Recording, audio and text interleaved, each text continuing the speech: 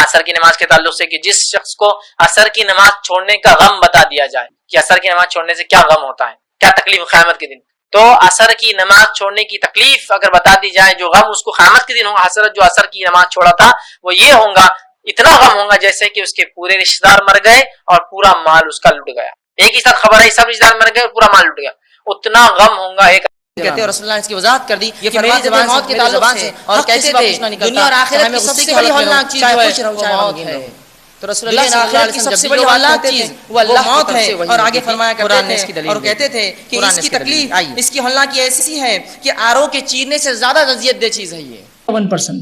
اگر اسلام تلوار کی دھار پر پھیلتا تو 800 سال تک جس قوم نے اسپین پر، جن لوگوں نے شاشن کیا اسپین پر، اگر پلان کرتے کہ ہر سال 1000 لوگوں کا ایکسیکیوٹ کرنا ہے صرف، یہ آبادیاں آج کیسی تھوڑی تھی اس زمانے میں، لوگ آبادی اتنی نہیں تھی، تو 800 سال میں کیا کچھ نہیں کر دیتے تھے۔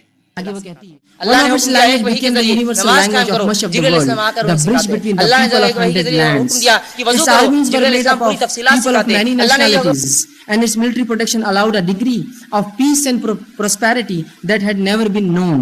The reach of this civilization's commerce extended from Latin America to China and everywhere in between. And this civilization was driven more than anything but by inventions. چونکہ دعا ایک بڑی اہم چیز ہے، یاد رکھیے، اور یہ ایک ایسی عبادت ہے جو مستقل عبادت ہے۔ دعا کے تعلق سے ایک جو عظیم اور ایک بڑی غلط فہمی جو مجھ میں اور آپ میں آ جا چکی وہ یہ ہے، ہم دعا کو مصیبت کے گھڑی میں کی جانے والی عبادت سمجھتے ہیں، پریشان تو دعا کر لو، جبکہ دعا مصیبت میں کی جانے والی عبادت نہیں ہے، دعا مستقل عبادت ہے۔ ایک عام فہم، عام مثال میں کہوں گا، ہم نے دعاؤں کو اسپیئر ویل سمجھ لیا گاڑی کا، جبکہ دعا اسٹیئرنگ ویل ہے۔ یہ کبھی کبھار کام نہیں آتی ہے، ہمیشہ اس کی ضرورت ہے، اس کے بغیر کوئی چیز ہو ہی نہیں سکتی ہے۔ جیسے گاڑی کے اندر ایک اسپیئر ویل ہوتا ہے، خالی ٹائر ہوتا ہے، کبھی ضرورت پڑ گئی تو لگا لیا۔ تو آج امت مسلمہ دعا کو ایسا ہی سمجھتی ہے، مصیبت ہے تو پھر دعا ہے ورنہ ضرورت نہیں ہے اس کی، جبکہ دعا تو اسٹیئرنگ ویل ہے، اس کے بغیر گاڑی چل ہی نہیں سکتی ہے۔ تمام مرحلوں میں زندگی کے صبح سے لے کر شام تک، داخل کہیں ہونے سے باہر نکلنے تک، ہر اس میں نبی اکرم صلی اللہ علیہ وسلم نے دعا دعا دعا دعا دعا اتنی دعائیں سکھائی کہ جس کی کوئی انتہا نہیں یاد رکھی۔ تو دعاؤں کے تعلق سے امت مسلمہ میں ایک بہت بڑی غلط فہمی ہے کہ اس کی اہمیت کو، اس کو ایک عبادت تسلیم ہی نہیں کیا ہم نے صرف اس کو ایک ایسا عمل تسلیم کیا کہ جب کبھی آپ مصیبت میں ہو تو دعا کر لو، یا میں مصیبت میں ہوں تو آپ دعا کر لیں میرے لیے۔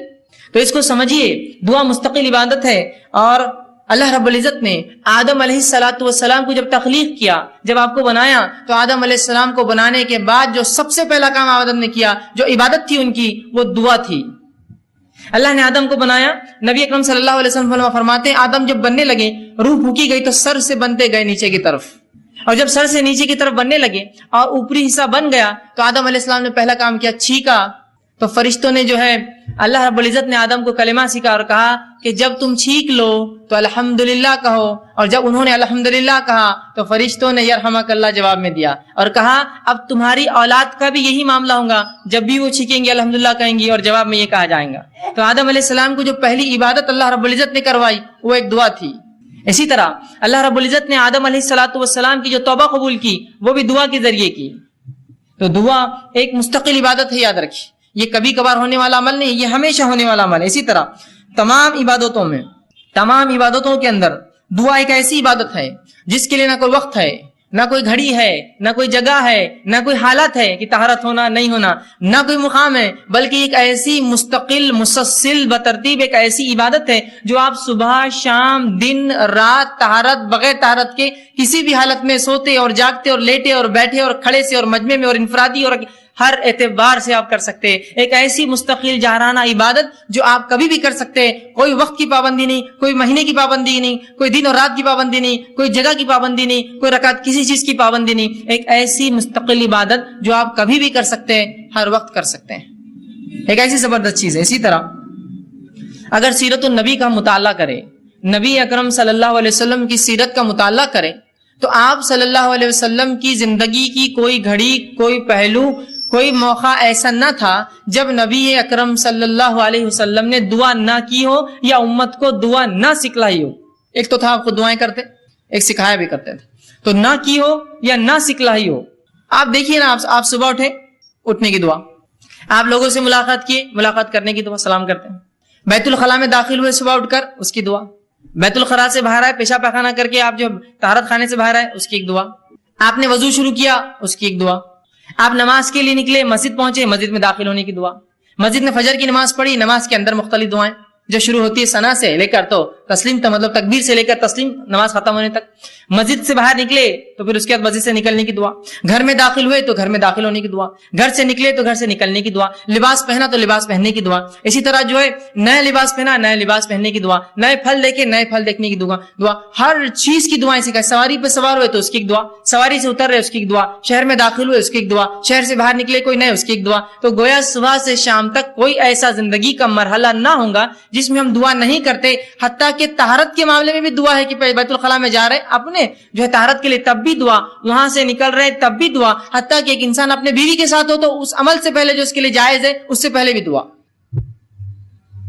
دعائیں دیکھ رہے آپ کس کثرت سے ہے کہ کوئی زندگی کا مرحلہ اس سے خالی نہیں ہے. اور نبی اکرم صلی اللہ علیہ وسلم سے کم و بیش 1000 سے زیادہ دعائیں جو لیل اور نہار صبح اور شام کی وہ ثابت ہے، جو صحیح روایتوں سے آتی ہے.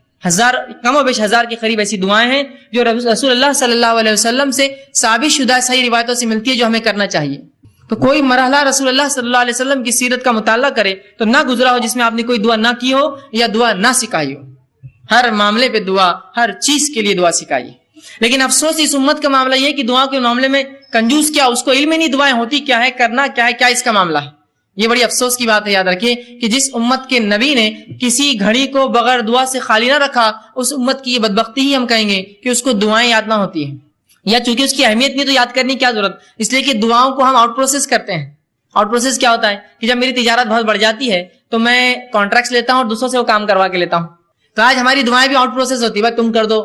ہمارے گھر میں ایک ولی گزرے، انہوں نے سب کے لیے دعائیں کر دی. ہم تو نبی کی خاندان سے، ان کی دعائیں ہمارے لیے ابھی کافی ہے نا. تو اس طرح سے ہم دعائیں دوسروں سے کرواتے ہیں، خود سے کرنے کوئی معمول نہیں. تو دعا یاد رکھی عبادت ہے. اور نبی اکرم صلی اللہ علیہ وسلم کی سیرت میں ہم دیکھتے ہیں آپ پوری زندگی ہر وقت دعائیں کرتے تھے. اسی طرح جو ہے اسلام کے دوسرے اعمال جو فرائض جس کو کہتے ہیں، نماز، روزہ، زکوٰۃ، حج، اگر اس کا مطالعہ بھی کریں تو یہ بھی ایک قسم کی دعائیں ہیں. نماز کیا ہے آپ کی شروع سے لے کر آخر تک مختلف دعاؤں کا مجموعہ.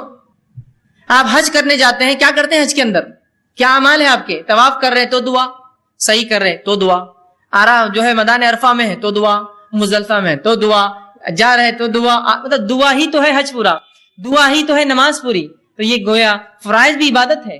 یہ جو فرض عبادتیں ہیں یہ بھی خود ایک قسم کی دعائیں ہی ہے. یاد رکھیے تو دعاؤں کی شریعت میں بڑی اہمیت یاد رکھیے. لیکن آج یہ ہماری بدبختی ہے، غلط فہمی ہے کہ ہم یہ سمجھتے ہیں دعا ایک ایسی چیز ہے جو مشکل حالات میں، پریشانی کے اندر، مصیبت کے اندر اس کو استعمال کیا جائے، ورنہ بہرحال اس کی ضرورت نہیں ہوتی.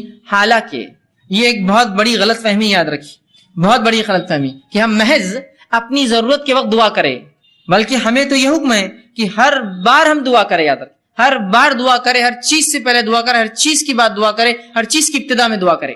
یہ غلط فہمی کو دور کیجیے کہ دعا کبھی کبھار مصیبت میں پھنس گئے، پریشانی میں پھنس گئے تو کرے، بلکہ دعا ایک مستقل جارحانہ ایک مومن کی زندگی کا عمل ہے جو وہ صبح شام اٹھتے بیٹھتے کھاتے پیتے، عبادتوں سے پہلے، عبادتوں کے اندر، عبادتوں کے بعد وہ جو ہے دعائیں کرتا ہے. اور اللہ رب العزت جو ہے دعاؤں کو قبول بھی کرتا ہے. ایک غلط فہمی یہ بھی ہوتی ہے لوگوں کو کہ یار میں نے اتنی دعا کی، ہم لوگ اتنی دعائیں کر رہے ہیں لیکن میری دعا قبول نہیں ہوتی. میں نے فلاں مسئلے کے لیے دعا کی، وہ چیز مجھے نہیں ملی. میں نے فلاں کام کے لیے دعا کی، وہ چیز کام نہیں ہوا. میں نے فلاں مسئلے کو فلاں کیا، آج تک وہ چیز نہیں ہوئی. یہ کیسی عجیب بات ہے کہ میں دعا تو کر رہا ہوں لیکن وہ چیز قبول نہیں ہوتی ہے، وہ چیز میری پوری نہیں ہوتی ہے، یا وہ کام میرا نہیں ہوتا ہے. پھر کیا فائدہ دعائیں کر کے؟ اور جب دعاؤں کا صحیح تصور اور دعا کیا ہے، ہم نے کیا سمجھا؟ دعا مصیبت کی ایک چیز ہے استعمال کی. اب مصیبت حل نہیں ہوئی تو پھر دعا کر کے فائدہ کیا ہے؟ ہم نے دعاؤں کو یہ سمجھا کہ مصیبت کی گھڑیوں میں اللہ کو پکارنا یہ دعا ہے. اب اگر مصیبت میں نے پکارا اور وہ دعا کا جواب نہ آیا، جو مجھے نہ سمجھا، تو پھر فائدہ کیا ہے دعا کر کے جس کا جواب نہیں آتا، جو قبول نہیں ہوتی. اور پھر یہ سوچ کر انسان یا تو دعائیں کرنا چھوڑ دیتا ہے. دعائیں کرنا چھوڑنا تو پھر ٹھیک ہے، لیکن اللہ رب العزت سے جو بدزنی وہ شروع کرتا ہے، یار دعائیں قبول نہیں کرتا اللہ ہماری، فائدہ کیا کر کے؟ بدزنی مطلب اللہ سے بدزن ہو جاتا ہے اور یہ کہنا شروع کر دیتا ہے کہ دعائیں میری قبول نہیں ہوتی ہے یار، یا دعا کر کے فائدہ نہیں میری قبول نہیں ہوتی. یہ بہت خطرناک چیز ہے. یاد رکھیے پہلے غلط فہمی کی دعا مصیبت کی ایک چیز ہے، اس کے بعد اگر مصیبت دعا ہوئی دوسری چیز کی، پھر انسان یا تو دعائیں کم کر دیتا ہے یا تو دعا کرنا چھوڑ دیتا ہے. یہ کم اور چھوڑنا تو ٹھیک ہے، اللہ سے شکایتیں شروع کر دیتا ہے. کیسا اللہ میری دعا قبول نہیں کیا، کیا فائدہ یار دعا کر کے، اپنی قبول نہیں ہوتی تو کر کے کیا فائدہ؟ یہ سب سے خطرناک مرحلہ. یاد رکھیے اس میں انسان پھر جو ہے اس دائرے سے نکل جاتا ہے اور اکثر لوگ اس چکر میں جا کے شرک اور کفر تک پہنچ جاتے ہیں. کیسے انشاءاللہ آگے میں رکھوں گا. جبکہ اللہ رب العزت نے اپنی کتاب میں اعلان کیا کہ تم دعا کرو میں تمہاری دعاؤں کو قبول کروں گا. جس طرح میں نے ایک آیت آپ کے سامنے خطبے میں 2 آیتیں تلاوت کی. ایک آیت سورہ غافر سورہ نمبر 40 اس کی آیت نمبر 60 میں نے تلاوت کی. اس میں اللہ فرماتا ہے کہتا ہے وقال ربکم ادعونی استجب لکم کہ تمہارا رب تم سے کہتا ہے, یا اللہ رب العزت کہتا ہے کہ تم اس سے دعا کرو استجب لکم میں تمہاری دعاؤں کو سنوں گا. کون کہہ رہا ہے یہ؟ اللہ کہہ رہا ہے تم دعائیں کرو اے مسلمانوں میں تمہاری دعاؤں کو سنوں گا. استجب لکم ان الذین یستکبرون عن عبادتی اور جو میری دعائیں نہیں کرتے مجھ سے دعائیں نہیں مانگتے اور تکبر کی بنیاد پہ نہیں مانگتے.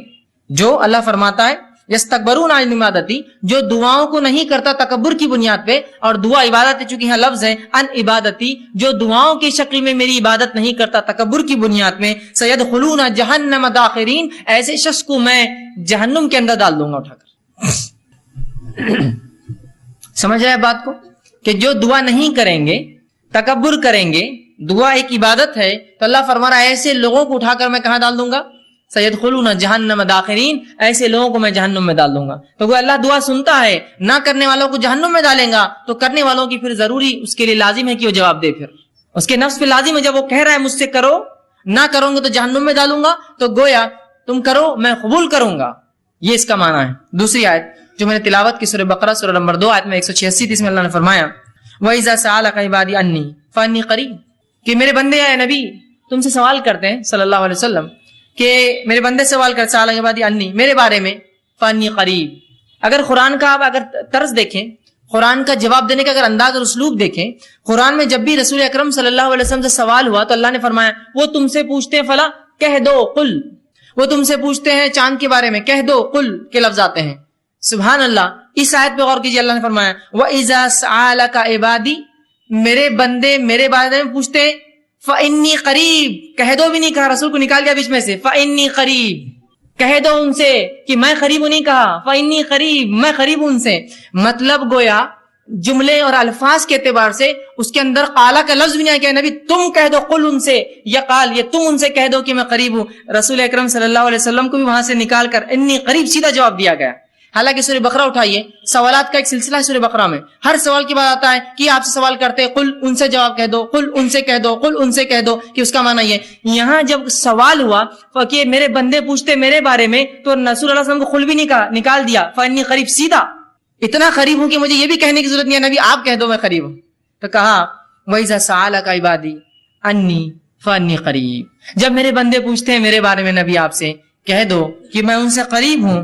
اجیب الدعوۃ الداعی اذا دعان اور جو بھی مجھ سے دعا کرتے ہیں میں ان کی دعاؤں کو قبول کرتا ہوں, ان کی دعاؤں کا جواب دیتا ہوں. اور فرمایا فلیستجیبوا لی تو انہیں چاہیے وہ صرف میرے سے ہی دعا کریں, مجھے سے ہی مانگے. ولیؤمنوا بی اور مجھ پر ایمان لائے. لعلکم یرشدون شاید کہ وہ ہدایت یافتہ ہو, شاید کہ وہ رشد و ہدایت پر قائم رہے.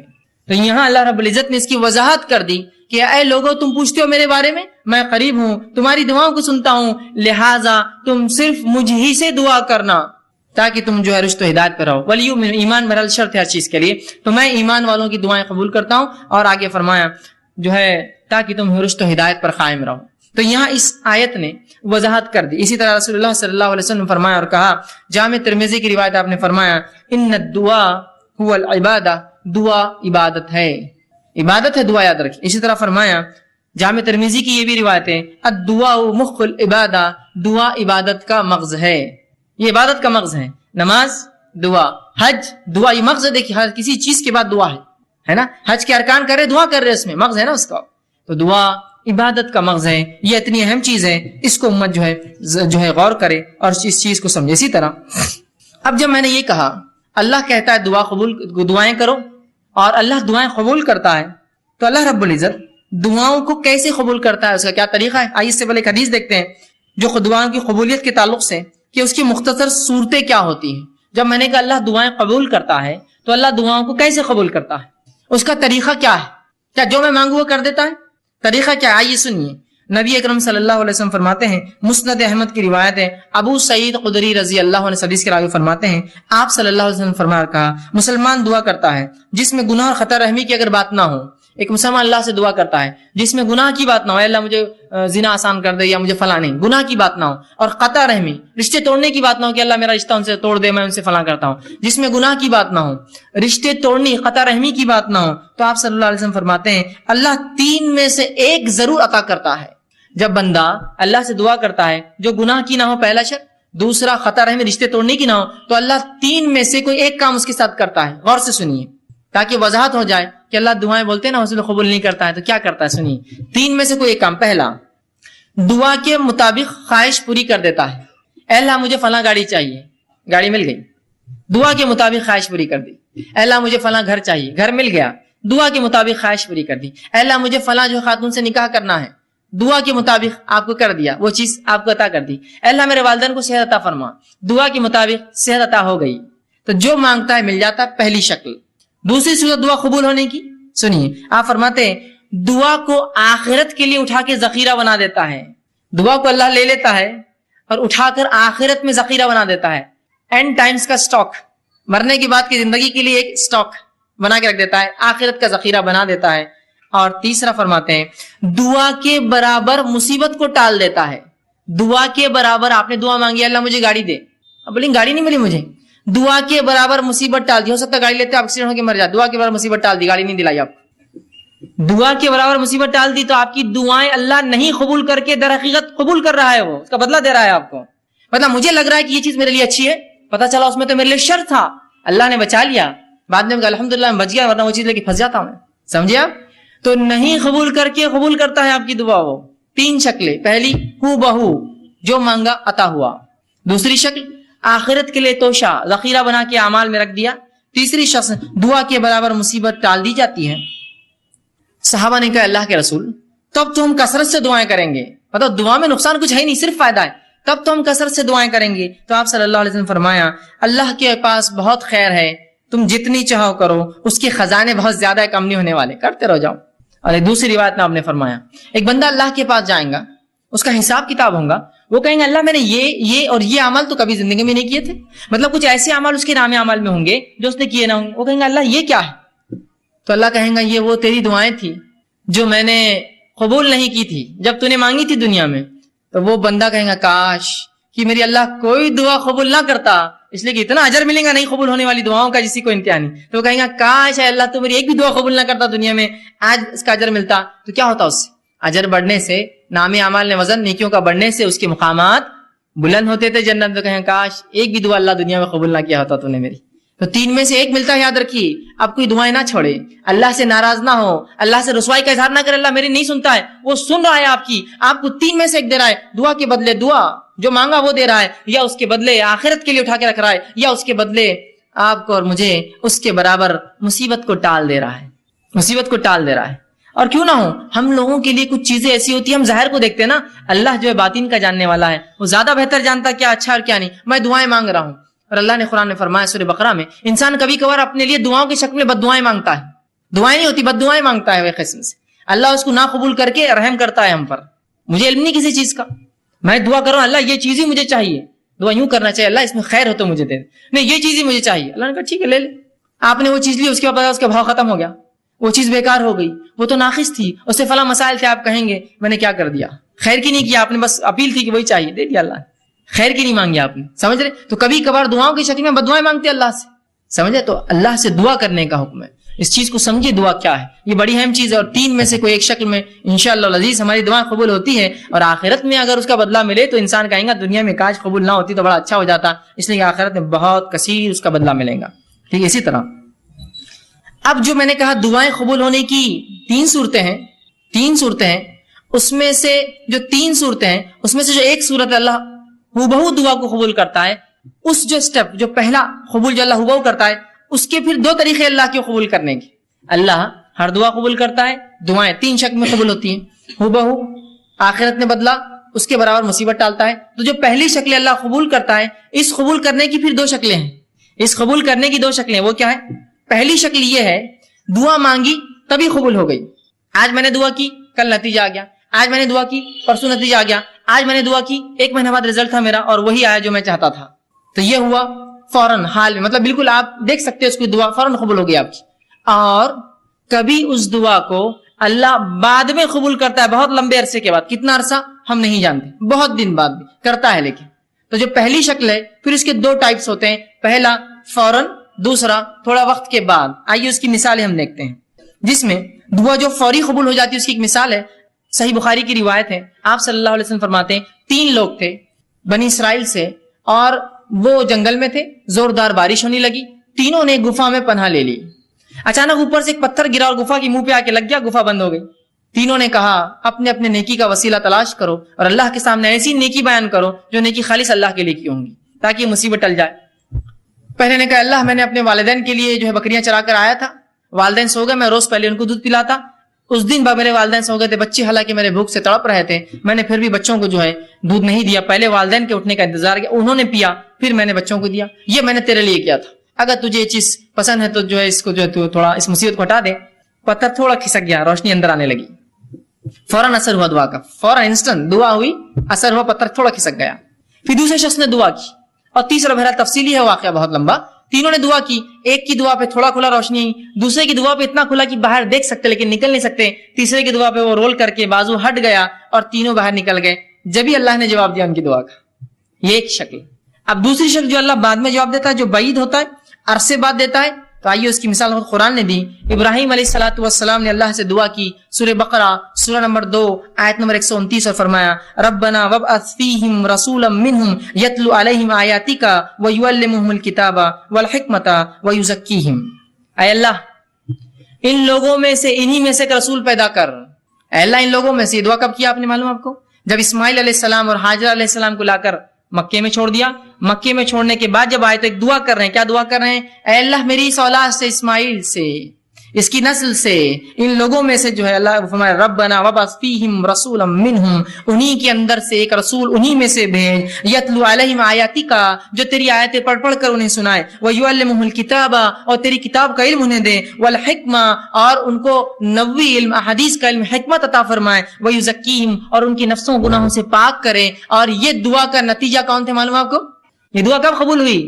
نبی اکرم صلی اللہ علیہ وسلم اس دعا کا نتیجہ تھے. آپ نے حدیث میں اس کی تفسیر کی اور فرمایا، آپ نے فرمایا میں اپنے باپ ابراہیم کی دعا کا نتیجہ ہوں. کتنے ہزار سال پہلے کی تھی ابراہیم علیہ السلام نے دعا؟ قبول کب ہوئی؟ وہ انہی میں سے رسول آیا. آخری نبی عرب تھے، اسماعیل علیہ السلام کے نسل تھے، لیکن ہزاروں سال بعد دعائیں رائے گا نہیں جاتی ہے، اثر لاتی ہی اثر ہو فوراً یا بعد میں. اور بعد کی فوراً کی مثال بھی میں رکھ دی، بعد کی مثال بھی رکھ دی آپ کے سامنے. تو اللہ کے رسول ابراہیم علیہ السلام کی دعا قبول ہوئی. ہر دعا قبول ہوتی، میری آپ کی بھی ہوتی ہے، لیکن فوراً نہیں ہوئی. کئی ہزار سال بعد اسی نسل میں اسماعیل علیہ السلام سے ایک نبی آئے. دعائیں خوب دیجیے، خوب دعائیں دیجیے. یہ دعائیں پتہ نہیں کب اثر لائیں گی، کتنے نسلوں بعد لائیں گی. ابراہیم علیہ السلام کی دعا ہزاروں سال بعد رنگ لائی، 3000 3.5 4,000 سال بعد. دعائیں کرنا چاہیے، اس کے بڑے فضائل یاد رکھیے. تو 3 شکلوں میں سے پہلی شکل کی 2 قسمیں ہیں کہ فوراً اور دیر سے.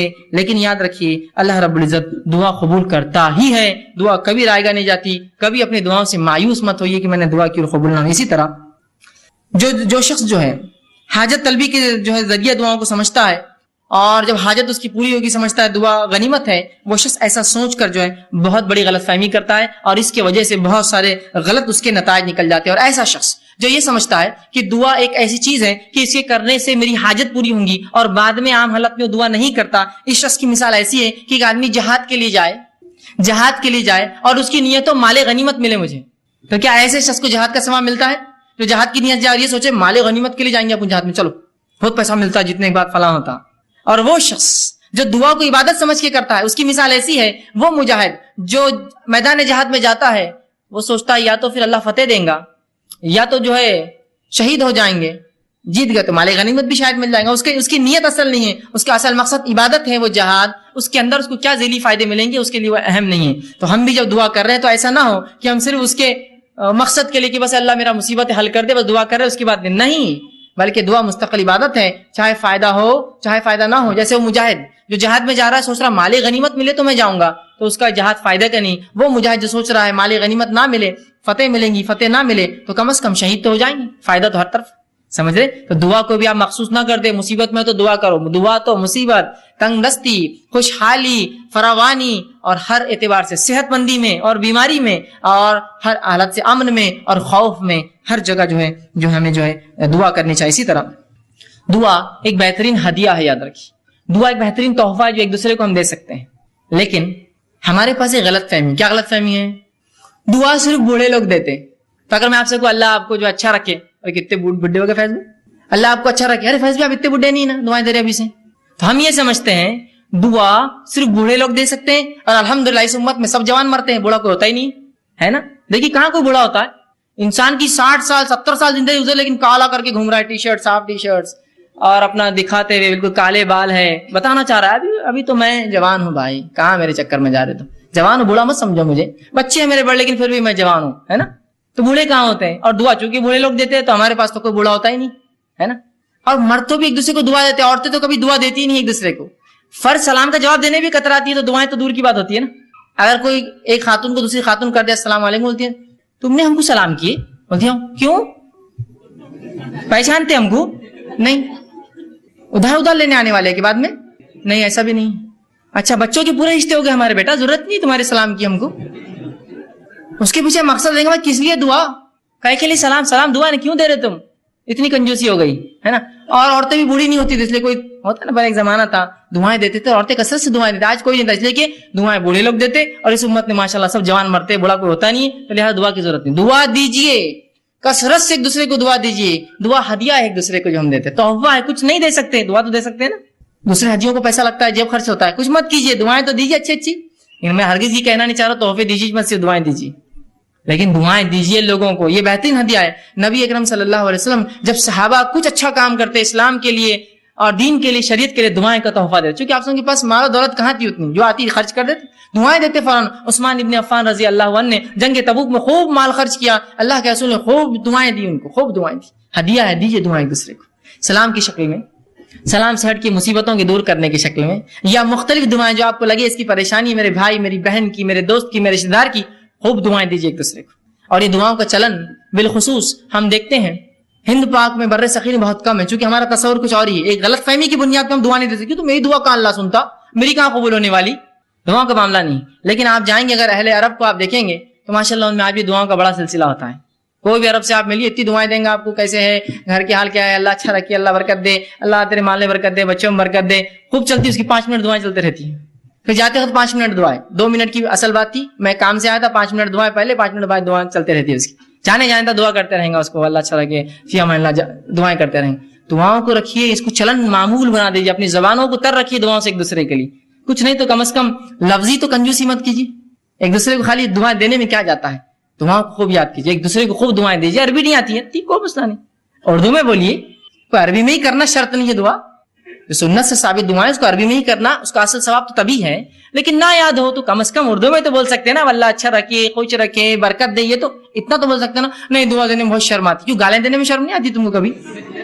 صرف دعا میں شرم، تم کو پورے دینی کام میں شرم اور حیا اور سب آتی ہے، نماز پڑھو تو شرم آ رہی، دعا دو تو شرم آ رہی، یہ کرو تو شرم آ رہی، اذان دو تو شرم آ رہی، باقی سب ننگے دھڑنگے کاموں میں ہم کو شرم نہیں، کھل کر ڈٹ کر سڑک پہ کھڑے رہ کے پچکاریاں مار رہا، اس کو شرم نہیں آیا، اس کو کیا ہوتا، دعا نہیں بہت شرم آتی، دعا وہ اچھا نہیں دکھتا ہے، اتنے بڑے لوگ دعا دینا، یہاں پچکارے مارنے کی شرم نہیں آتی تم کو، تو جہاں شریعت ہے وہاں شرم اور حیا لالی، اور جہاں شرم و حیا ہونا تھا کہ سڑک پہ کھڑے کی شرم کرو، تھوک رہے ہو تم سڑک پہ، ویسے سڑک پہ تھوکنا بھی درست نہیں، بیچ میں بازو جانا چاہیے، اور اس پر ایک گندی چیز کھا کے تھوکتے ہو جسے دھبے لگتے ہیں عمارتوں پر، زمین خراب ہوتی ہے۔ اب ہمیشہ کہتا ہوں امت ہوتا ہے نا، امت مسلمہ کی اگر نوجوان کچھ جمع ہو جائے، کچھ افراد جمع ہو جائے اور جب وہاں سے چلے جائے تو آپ پہچان سکتے ہیں ہاں یہ مسلمان نوجوان جمع ہوئے ہوں گے یہاں، وہ پچکاریوں کے دھبوں سے۔ جانور کا ریوڑا اگر رات میں کہیں رکے اور نکل جائے تو اس کی غلاظت سے پہچانتے نا، یہاں جانور رات میں رکے تھے، تو ویسا آپ پہچان لیں ہاں مسلمان برابر آئے تھے، یہاں برابر دکھ رہا ہے، پوری میری دیوار خراب ہو گئی، گاڑیوں پہ پچکاریاں پڑی ہوئی ہے، فلاں چیز بھی انہوں نے خراب کر دی، اندازہ لگائی۔ تو شرم کیجیے برے چیزوں میں، اچھی چیزوں میں آگے بڑھیے، پہل کیجیے دعائیں دینے میں۔ تو دعائیں کوئی بوڑھے اور جوان کا مسئلہ نہیں، مرد اور عورت کا مسئلہ نہیں، دن اور رات کا مسئلہ نہیں، عرب اور عجم کا مسئلہ نہیں ہے، عربی اور غیر عربی کا مسئلہ نہیں ہے، خوب دعائیں دیجیے ایک دوسرے کو، دعائیں تحفہ ہے، ہدیہ ہے ایک دوسرے کو۔ ٹھیک اسی طرح دعا مومن کا زبردست ہتھیار ہے، جو آج کا میرا عنوان تھا، دعا مومن کا ہتھیار۔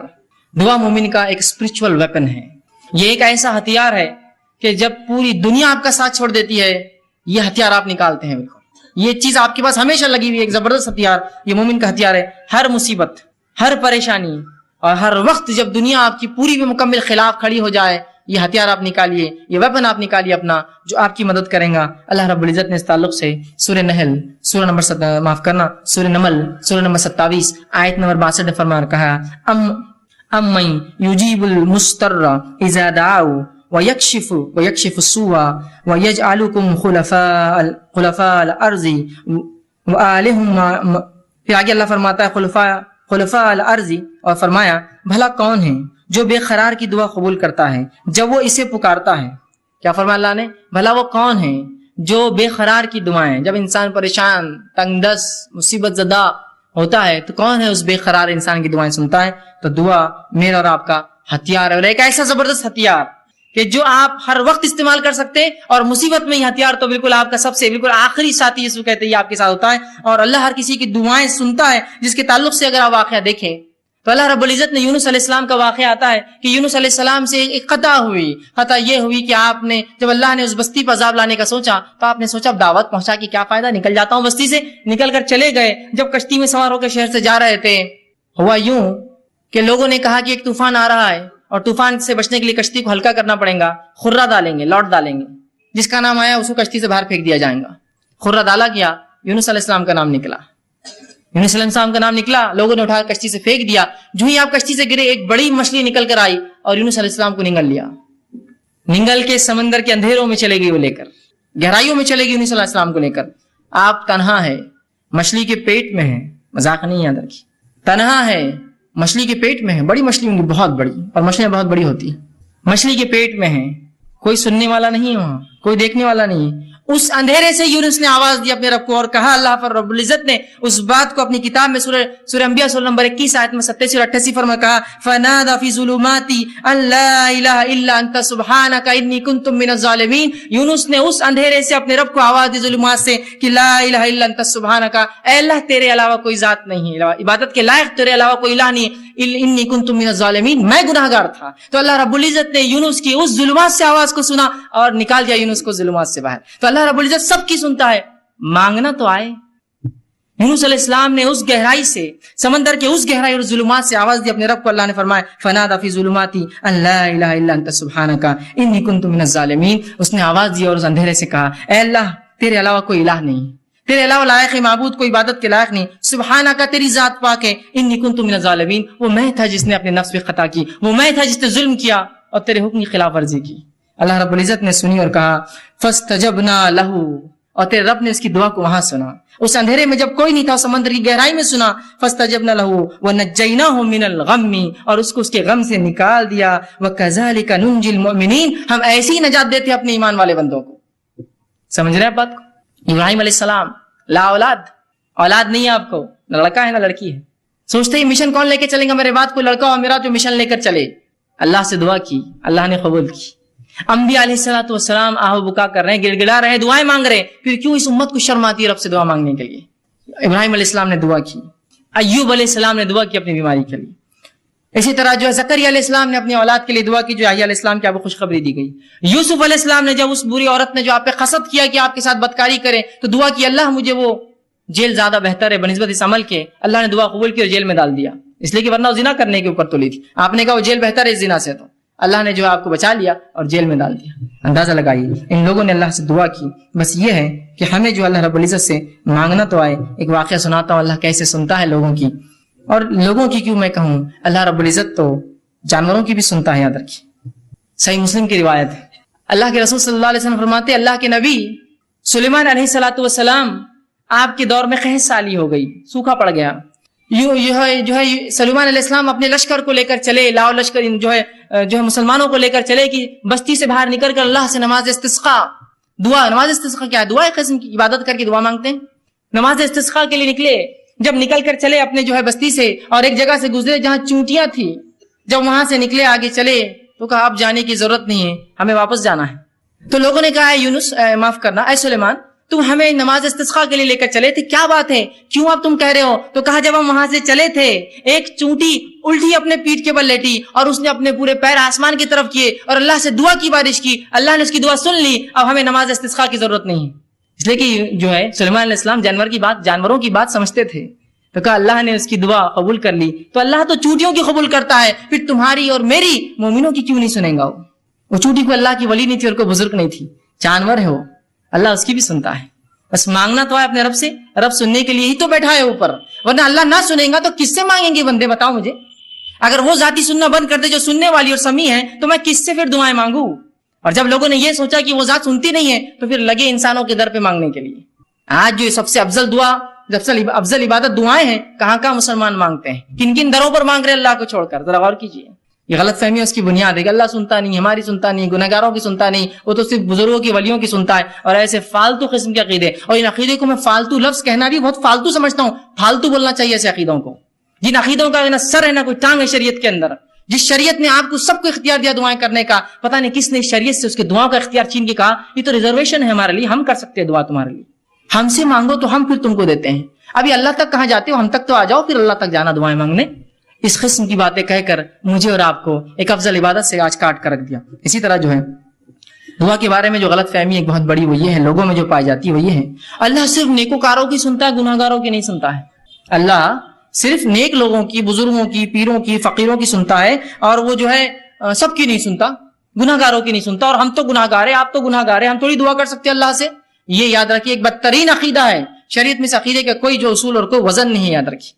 اور جب انسان یہ سوچ لیتا میری دعائیں تو میں نیک نہیں ہوں، اور ہر انسان گناہگار ہے، میں نیک نہیں ہوں تو اللہ میری دعا نہیں سنیں گا، لہٰذا کسی پیر، فقیر، بزرگ، ولی، اچھی شخصیت، نبی، کسی کو پکڑنا ہوگا اور ان کے ذریعے جانا ہوگا اس دعاؤں کے لیے۔ جب یہ عقیدہ لے لیتا ہے اور شریعت کا عقیدہ چھوڑ دیتا ہے تو وہ 3 کام کرنا شروع کر دیتا ہے۔ پہلا کام کیا کرتا ہے؟ بندہ اللہ سے اپنا تعلق ختم کر لیتا ہے اور پیروں اور فقیروں کا محتاج بن جاتا ہے، اللہ سے تعلق کٹ۔ اب یہی ذریعہ ہے ہماری دعاؤں کی قبولیت کی۔